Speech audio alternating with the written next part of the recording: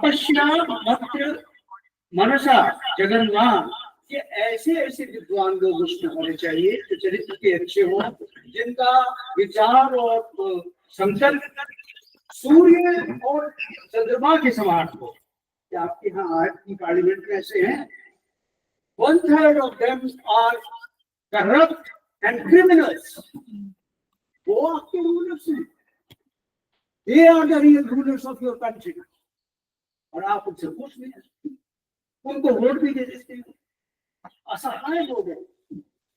ये असहायता किसने पैदा करी? अंग्रेज ने पैदा करी आपके बारे में। तो उससे बढ़ करके तो कुछ हो ही नहीं सकता, उसके वोटिंग सिस्टम से बढ़ करके कुछ हो ही नहीं सकता। अगर आप ये first man pass the post system रखेंगे तो आपकी उन्नति कभी हो ही नहीं सकती। ये सबसे बढ़िया, सबसे इजी सिस्टम है जीतने का, किसी को भी हराने का। आप मुझे बताइए, आप स्वयं और आपके बच्चे कम से कम 33% मार्क्स तो लेके आते हैं, कम से कम 51% तो होना चाहिए। आप उसके विजय को, जो भी कहीं पर भी परसेंटेज नहीं है, आप उसको विजयी कह देते हैं और वो आपके ऊपर राज करने लगता है। और सबसे बड़ा राजनीति, तो ये जो जॉइंट पार्लियामेंट्री कमेटी बनी हुई है, वो क्या कर रही है? उसमें ऐसे ही लोग तो रहते हैं। इलेक्शन कमीशन क्या आपको बताता है कि आपका जो हल्का है, इस हल्के का जो उम्मीदवार हैं 2 या 3, इनकी यही चरित्र है? नहीं बताता। क्यों छुपाता है? सब छुपाने में इंटरेस्टेड, कोई सत्य नहीं चाहता। तो मेरा आपसे निवेदन है, इस मंत्र को मैं आपके सामने, त्रीणी का मतलब है 3, राजाना विगते, युद्ध के लिए पुरोणी, वो शक्तिमान हो, और ये विश्वानी, सारे विश्व के अंदर यूनिवर्सली भूषित है। उसको वो जैसे भूषण होता है, वो उस तरीके से उसको सौंदर्य प्रदान कर रहे हैं। सदांसी सफाई, ऐसी आपके पास सफाई होनी चाहिए। तो ये जो शिक्षा सभा है, अब इसके रूल की बात मैं आपको कहता हूँ। ये शिक्षा सभा के अंदर कौन होना चाहिए, किस तरीके से आप राज करेंगे? इसके अंदर जितने स्कूल सिस्टम है, उस सबके अंदर 50% उनका कोटा होना चाहिए स्कूल सिस्टम के प्रिंसिपल्स का, जो उनकी एसोसिएशन सेलेक्ट करके भेजे। जितने वाइस चांसलर्स हैं, चाहे वो प्राइवेट या गवर्नमेंट यूनिवर्सिटीज हैं, वो लोग अपने भेजें। लेकिन मैं पूछता हूँ, आपको पता है ये बात कि हमारे यहाँ कितने स्कूल सिस्टम्स हैं? क्या किसी को अंदाज है? क्या कोई सज्जन या महिला बताएंगे? हमारे यहाँ 4 सिस्टम्स, एक नहीं। आपके सामने आपकी राष्ट्रत्व के ऊपर जो सबसे बड़ा एक छूक करके मारा हुआ है कि आप कभी राष्ट्र न बने, वो है 4। एक है क्रिश्चियन स्कूल्स, दूसरा है सो कॉल्ड पब्लिक स्कूल्स, तीसरा है मदरसे जो पहले 88 थे और आज 3 लाख। और आपके दोनों में क्या थी और क्या रहेगा? मैं उस तरफ नहीं जा रहा हूँ, लेकिन मैं ये बता रहा हूँ 4 सिस्टम्स है आपके यहाँ, और 6 गवर्नमेंट स्कूल्स। अब आप मुझे बताइए, मेरा एक थ्योरम है, एक सज्जनों और देवियों, education is the root and political order is the fruit. आपके संस्कार माँ बाप के बाद अगर कोई बनाता है तो आपके मित्र और आपका जो स्कूल है वो, और वो एक बार बन जाए तो आप कभी विलग नहीं हो सकते। आप जानते हैं कि आपको सिखाया जाता है व्यक्तिवाद, और वो भी वेस्टर्न इंडिविजुअलिज्म, लेकिन उनको क्या सिखाया जाता है मदरसों के अंदर? वो सिखाता है समूह, जुड़ करके रहो, चाहे गलत हो जैसे भी। आप बताइए, आपका राष्ट्र कैसे बनेगा? राष्ट्र तो 4 टुकड़े वैसे ही हो जाएगा। क्रिश्चियन क्या आपका मित्र है? नहीं, वो एक मिशनरी है। वो आपके जो भोले बच्चे हैं, वो जो गरीब हैं, जो असहाय हैं, उनको पकड़ते हैं और उनको वहां लालच दे करके सपोर्ट दे देते, इंक्लूडिंग मैरिज का भी लालच। तो इसलिए इसके कंपोजिशन क्या होना चाहिए इन असेंबलीज की, ये अत्यंत आवश्यक है। ऐसे ही जो राजा आर्य सभा है और धर्म आर्य सभा का लक्षण मुझे सिर्फ रामायण के अंदर वाल्मीकि रामायण पढ़ने पर मिला। उसमें मुझे 3 थे उस धर्म आर्य सभा में। एक थे वशिष्ठ, महर्षि वशिष्ठ, दूसरे थे वामदेव, जो लेफ्टिस्ट थे, लेफ्टिज्म उस समय भी था, लोक आयतन उस समय था।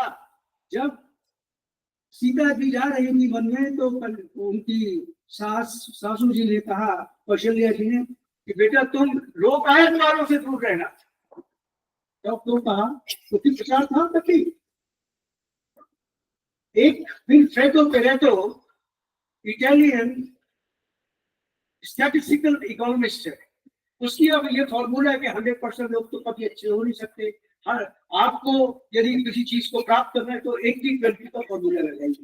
तो मेरा मानना है कि 80% लोग त्रेता युग के अंदर भी सिर्फ धार्मिक होंगे, 20% नहीं होंगे। 20% आपके नियमों को नहीं मानेंगे, 20% आपके कहीं भी बात को से विरोध करेंगे।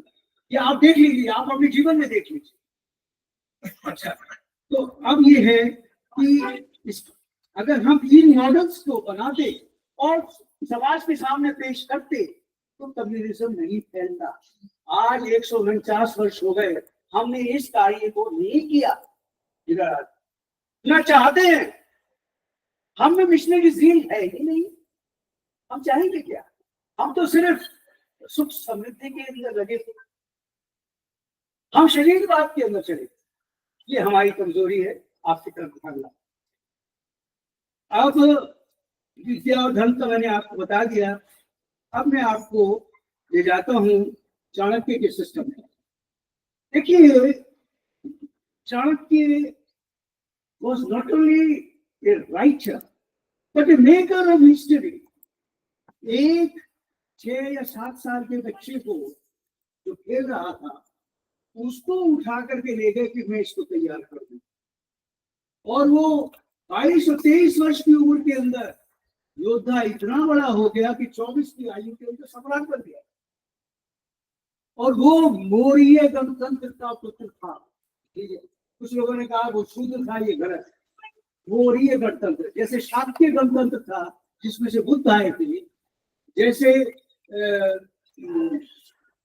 2 और गणतंत्र थे जो छोटे थे, और लिच्छवी सबसे बड़ा था, और पंजाब के अंदर कट था जो सियालकोट के पास था। उसके लोग बड़े लंबे होते थे, बड़े सुंदर होते थे। ये सबको उसने हराया और अपने अंदर आत्मसात किया। केवल ये संघ जो थे इसको रहने दिया। ये मैं आपको इसलिए बता रहा हूँ कि जो कुछ मैं अब कहने वाला हूँ उस थियरी के बारे में, वो उसको अपना करके उन्होंने उसका सर्जन किया और उस साम्राज्य का अंग बनाया। इस के बारे में ये पुस्तक हो गई थी उत्तर भारत में। चाणक्य का जो अर्थशास्त्र है, ये गणपति शास्त्री को ये मिला जो कर्नाटक के थे। उन्होंने इसको इस ऊपर संस्कृत में व्याख्या करी। अब मुझे इसको पढ़ने का मौका कैसे मिला? एमवी कृष्णराव जो प्रोफेसर थे इस कॉलेज के अंदर, ये पुस्तक मैं आपको दिखा सकता हूँ, आपको आसानी से नहीं मिलेगी, मिल जाए तो बहुत ही अच्छा। Studies in Kautilya, M V Krishnarao.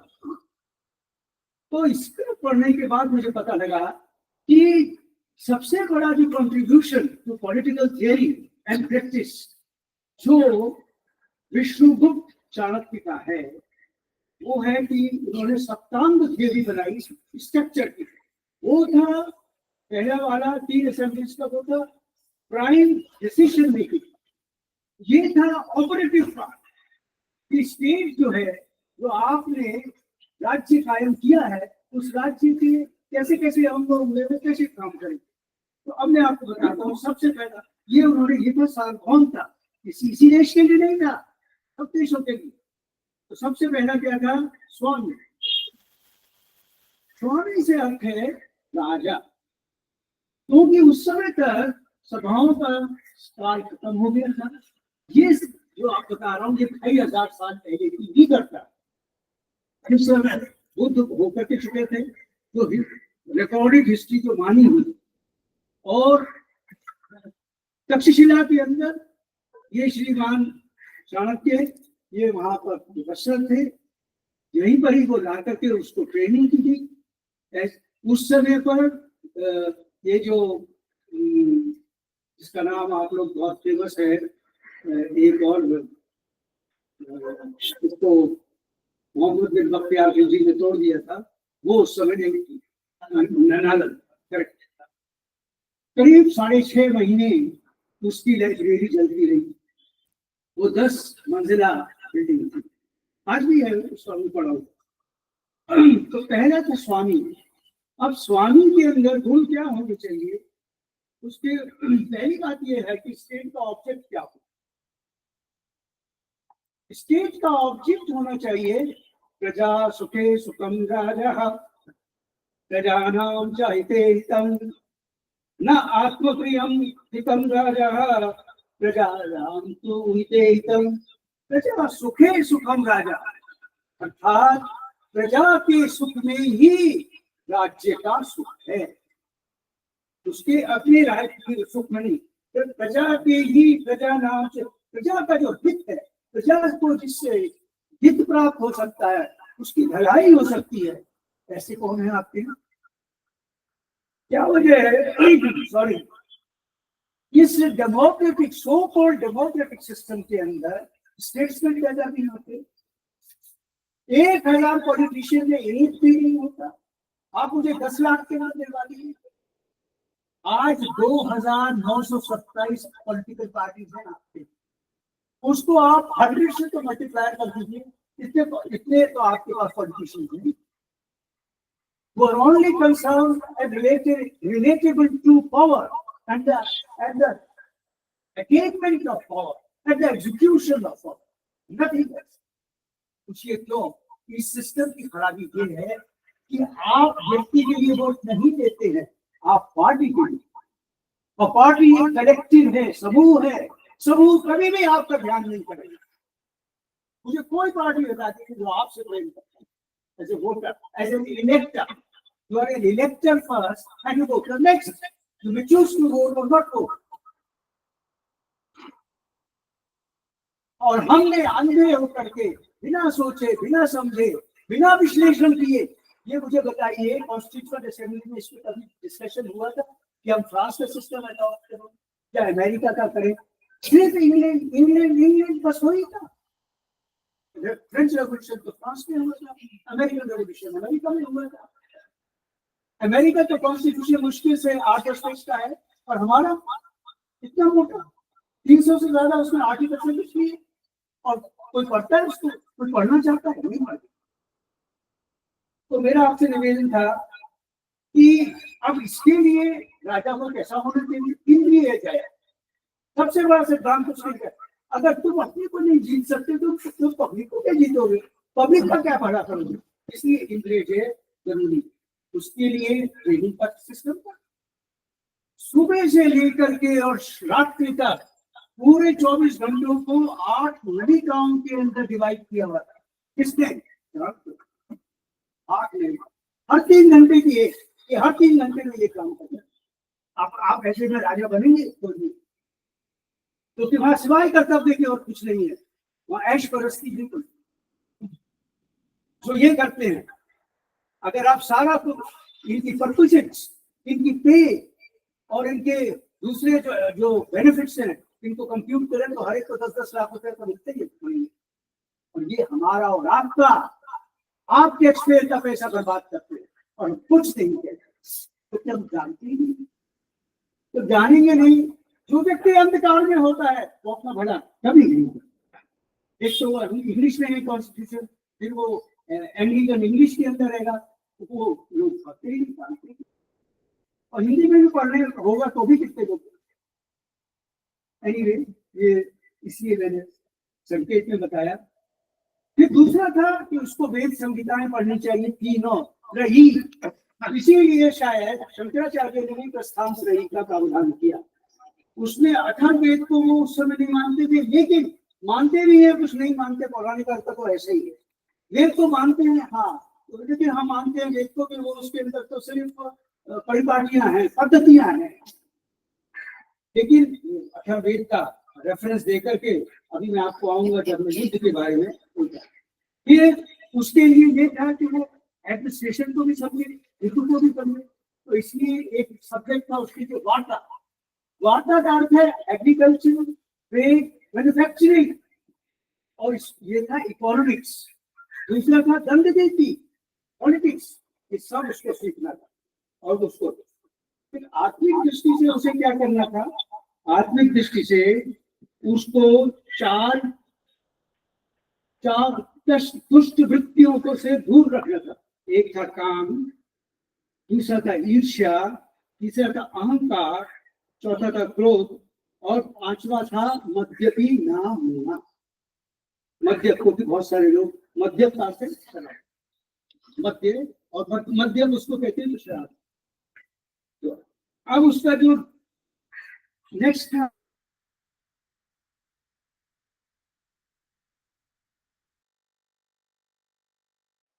अगर व्यक्ति, ये स्वामी गलत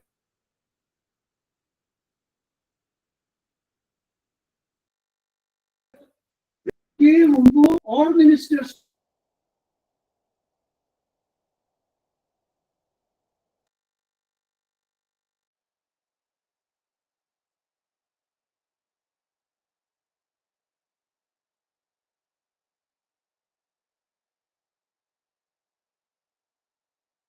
को अधिकरण कहते हैं, उन सब के अंदर उसका रेफरेंस दिया हुआ। अब उसके साथ उसमें जो तीन गुण उत्पन्न होने चाहिए, एक है प्रज्ञा, अत्यंत बुद्धिमान जो व्यक्ति होता है, जो लेसर बीम की तरह जिसकी बुद्धि तीव्र गति से जा करके और विषय को समझ सकती है, उसको प्रज्ञा कहती है। दूसरा था उत्साह, तो हमेशा उत्साह से बना, कभी भी निराशा उसको नहीं आक्रांत करे, कभी भी उसको अपना गुलाम ना बनाए, ऐसा ही तो व्यक्ति आपको चाहिए। अगर वो जरा सी भी कठिनाइयों से हार जाए, दब जाए, चुप जाए, तो वो आपका राजा कैसे हो सकता है ना? आपके यहाँ ऐसे राजा, अगर किसी को बुरा ना लगे तो मैं दो नाम तो दे ही सकता हूँ, एक मनमोहन सिंह और दूसरे जवाहरलाल। वो क्या थे, कोई पछताया, आप हार गए। 1950 की बात है, जिस समय चीन आ रहा था तिब्बत के अंदर, हमने कहा नहीं, हम इससे मुकाबला करेंगे। और 15 दिन के बाद क्या करा, एक्सेप्ट किया। ऐसे राजा आपके लिए राजा नहीं। अब फिर इसके बाद उन्होंने ये एक बात सबके ध्यान में लाए कि राजा की आवश्यकता क्या है। राजा की आवश्यकता इसलिए है कि यदि राजा राज्य नहीं होगा तो निश्चय रूप से मत्स्य न्याय होगा। मत्स्य न्याय का अर्थ है जो कमजोर है उसको शक्तिशाली मार के खाता है। आज आप और हम सुरक्षित केवल और केवल इसलिए हैं दो कारण से, एक तो Kings law, the law made by the parliament and adopted, और दूसरा पुलिस, उसका जो ऑपरेटिव पार्ट। हम चाहे कुछ भी ऑर्डर्स लिख देते थे, अगर हमारे पास पुलिस की बैकिंग नहीं होती तो कोई ऑर्डर एग्जीक्यूट नहीं होता। आप सुरक्षित हैं, आपकी प्रॉपर्टी सुरक्षित है, आपका फैमिली सुरक्षित है, एक और एक कारण है, फोर्स इज द स्टेट। जो हिंदू इस बात को नहीं समझता वो राज्य करने के या सोचने के काबिल है, और हम इसीलिए गलत लोगों को वोटिंग करते, क्योंकि हम राज्य की नेचर को जानते नहीं कि हम पर वही लोग हावी हो जाएंगे, कोई आप पूछता नहीं। इसीलिए अब इसके पश्चात जब आप ये जो अमात्य हैं उसके सिलेक्शन का मैंने आपको बता दिया कि वो विद्वान होने चाहिए, धर्मिष्ठ होने चाहिए, गंभीर होने चाहिए, और वो टेस्टेड होने चाहिए। उसके पश्चात उन्होंने कहा कि क्योंकि जब अदरवाइज मत्स्य न्याय होगा तो एनार्की होगी, अराजकता, तो उसके लिए चाणक्य ने दो प्रकार की कोर्स का कहा, धर्मस्थीय कोर्स और दूसरी कंटक शोधन कोर्स। जो कंटक है, जो समाज के शत्रु हैं, जो राष्ट्र के शत्रु हैं, उनका शीघ्र विनाश कर दिया जाए, इस प्रकार के लोग। फिर जैसे आप आजकल सीबीआई कोर्ट आप स्थापित करेंगे जो डे बाई डे हियरिंग करे और समाप्त करने कार्य को, इस प्रकार। क्योंकि मैं ये मानता हूं, ये बात चाणक्य ने नहीं है, the state is the great organiser of the people, the greatest organiser of the people. आपका अपना राज्य, मेरा राज्य कब खत्म हुआ? 5000 साल। उसके बाद जो भी थे वो छोटे थे, सार्वभौम नहीं थे। सिर्फ एक प्रयत्न हुआ है, वो हुआ चाणक्य। चाणक्य और चंद्रगुप्त ने मिलकर, उसके बाद कोई नहीं हुआ। हर्ष ने नहीं किया, समुद्रगुप्त ने नहीं किया, जबकि उसने दक्षिण में जाकर के कम से कम 10 राजाओं को हराया था। जो इलाहाबाद के पिलर स्ट्रक्चर में लिखा हुआ था, और ये वही पिलर है जिसके ऊपर अशोक का ऊपर है लेख, वो शांति का है और ये युद्ध का है। अगर आपको वॉर एंड पीस कभी देखना हो तो इलाहाबाद के पिलर पे जाते। बिना इतिहास के धर्म सुरक्षित कभी नहीं हो सकता। इतिहास क्या है? It is the memory of a nation. I repeat, it is the memory, ये स्मृति है नेशन की, राष्ट्र की। आप कभी ना भूलें। और प्राचीन काल का प्रतीक है। तो उनको इसलिए डर था कि जो जनपद है, तीसरा अंग जो है, सप्ताह में थे, अब ये तीसरा गया हमारे को। ये जनपद को सुरक्षित कैसे रखें, इसके लिए उनको जरूरी था कि एक राज्य हो जो दूर दूर तक फैला, सुदूर तक फैला, न केवल सिंधु नदी तक, न केवल खैबर पास तक, इसके आगे। तो देखिए, जो कुछ चाणक्य ने सिखाया था वो सामने आ भी गया। 324 के अंदर वो सम्राट बना और 316 में सेल्यूकस नाइकेटर ने इंडिया पे दोबारा आक्रमण हुआ। आप क्रांत कभी नहीं भूलता, आप भूल सकते हैं जिसके ऊपर आक्रमण हुआ। अलेक्जेंडर के बाद सेल्यूकस नाइकेटर का आक्रमण क्यों हुआ? वो चाहता था कि जो वो छोड़ के गया है उसको दोबारा आके। उसने 3 गवर्नर अपॉइंट करे थे, पंजाब के अंदर और नॉर्थ वेस्ट फ्रंटियर प्रोविंस के अंदर।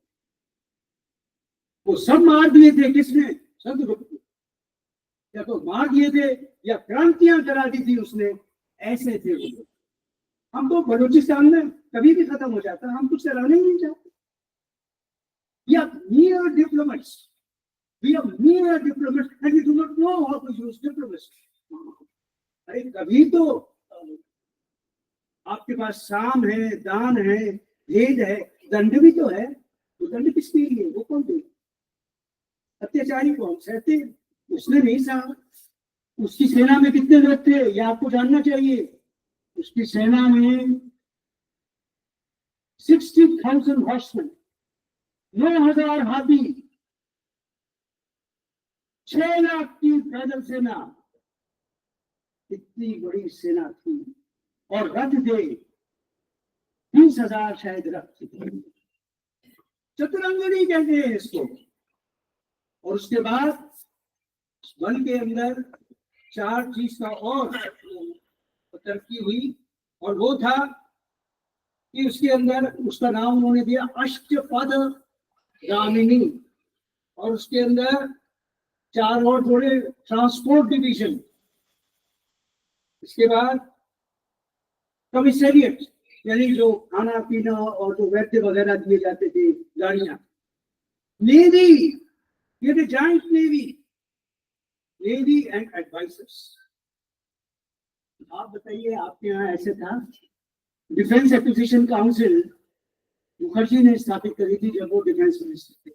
और आप, ये कब की बात है? ये अभी की बात है। आपके यहाँ कुछ नहीं। जो रात में बस गिरे थे, कभी उसकी इज्जत नहीं हुई। 1962 और 1947 ऐसे ही नहीं हुए। अच्छा, ये हुआ वन। और वन के लिए अब प्रश्न ये था कि जो जनपद है, यानी जनपद का समझा दो, जन के पद जहां तक जा सके वो एरिया कवरे, उसको जनपद कहते थे। फिर वो महाजनपद हुए, तो 16 महाजनपद थे 600 BC के। अब सब इसने जो स्थापित किया वो उसके अंदर पूरा, तो सेल्यूकस नाइकेटर को हराया। तो उससे क्या मिला? गेड्रोसिया, अराकोसिया और प्रचोसिया। ये ग्रीक नेम्स हैं, आपको याद नहीं रहेंगे, लेकिन आपको इसलिए बताया कि वहां पर अशोक के शिलालेख मिलते हैं कंधार के अंदर और दूसरे जगहों पे पर वहां उस इलाके में 3 और अलग अलग भाषाओं में है। खरोष्ठी में, खरोष्ठी के अंदर लिखी जाती थी वहां की।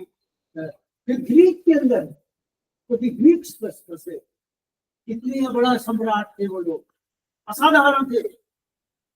आप सोचिए कि महाभारत काल के अंदर आप कितने बड़े स्वामी थे, ऐसा स्वामी ढूंढना चाहिए। फिर उसके पश्चात वो इसलिए उन्होंने कहा कि दुर्ग को एक विशेष अंग बनाया। जनपद के बाद तो उसके अंदर जो हमारे जो दुर्ग हैं वो 4 प्रकार, एक के माउंटेन का, एक डेजर्ट का, एक इसका अर्बन था और एक चौथा था फॉरेस्ट का। 4 प्रकार के। आप ये सोचिए कि उस समय पॉपुलेशन क्या रही होगी, 1 करोड़ होगी बहुत से बात, फिर 2 करोड़ होगी। सारा देश, सारा राष्ट्र इन दुर्गों से भरा हुआ था उनकी रक्षा करने के लिए। आप जानते हैं कि उसमें कितने दुर्ग के अंदर कितना 9.5 मील लंबा और 1.5 मील चौड़ा पाटलिपुत्र का दुर्ग था, उसमें 64 द्वार। ये बात मेगास्थनीज ने दी, इसने रेफरेंस दिया। हम परंपरा अपना जानते ही नहीं चाहते हम कितने बड़े, और आप फिर आप छोटेपन के अंदर भी रह जाएंगे। अब इसके पास वेपन्स पे मैं आऊंगा। वेपन्स में हमने तो एक ही तरीके का भाव सुना था, फिर हमने दूसरा सुना कि ग्रीक भाव है जो अलेक्जेंडर लेके आया था, पैर से लेकर के और सिर तक। लेकिन यहाँ मैंने पढ़ा 4 प्रकार के भाव, 4 प्रकार के धनुष पे। कभी आपने सुना नहीं किसकी? अगर मैं यहाँ पढ़ता तो मुझे भी नहीं पता था। अच्छा, फिर अलग अलग प्रकार के वेपन्स थे उसमें, जैसे शक्ति, कुंत। अच्छा, जो आर्मर्स थे, हर एक जो जितनी भी 4 है चतुरंगी, उन सबके आर्मर्स थे जो वो पहनते थे, जिसको फारसी में ज़ेर बख्तर कहते हैं, उनको पहनाया जाता है। जिससे घोड़ा है, हाथी है, रथ है, उस सब थे। मैं आपको इसलिए बता रहा हूँ कि आपको अपने आपके बड़प्पन का आपको पता लगे कि क्या था, आपने कैसे ग्रीक्स को 2 बार हराया है। एक फ्रेंचमैन है, उसने एक किताब लिखी है an entirely new history of India. वो ये कहता है कि अलेक्जेंडर हारा था, वो जख्मी हो गया था। कितना जख्मी हो गया था? उसकी पत्नी थी जो एक पर्शियन नोबल की पत्नी थी, उसने माफी मांगी, उसने उसकी राखी बांध ली कि उसने इसलिए वो बच गया, वरना वो उस दिन मारा जाता। ये बात एक फ्रेंचमैन लिख रहा है। अच्छा, वॉर के अब प्रश्न उठता है कि वॉर कितने प्रकार की हो सकती है? 2 प्रकार की। एक धर्म युद्ध जो धर्म के आधार पर होगा, एक कूट युद्ध। कूट युद्ध के अंदर डिसेप्शन, रिवेंज और डिप्लोमेसी, इन दोनों का सदुपयोग होता है। और उसका यूज क्यों? इसके कारण क्या है कि अथर्ववेद के अंदर इसको सैंक्शन दिया है कि सेल्फ डिफेंस के लिए, आत्मरक्षा के लिए क्या करें। और उसके अंदर डेडली वेपन्स भी अलाउड, हर प्रकार के वेपन्स अलाउड थे कि टोटल विनाश था। और लास्ट था मित्र, क्योंकि ये डिप्लोमेसी का फील्ड वो है कि इसमें मंडल थियरी आती है, उसमें टाइम बहुत लगेगा।